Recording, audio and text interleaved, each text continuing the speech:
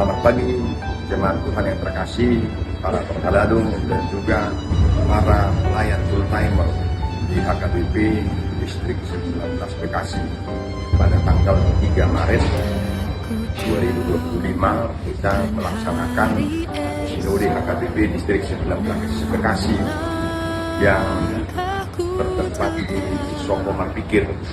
Setelah selesai pelaksanaan sinode itu sekitar jam 20.30 malam, peserta sinode pulang ke tempat masing-masing dan sama-sama kita diguyur hujan hingga tiba di tempat TKA masing-masing.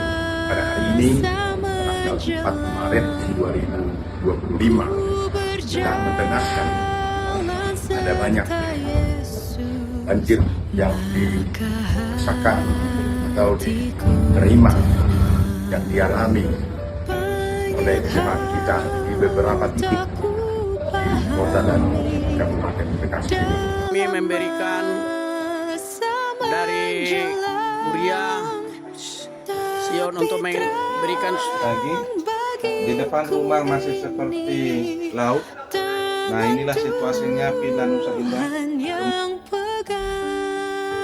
Banjir, capek banget, baru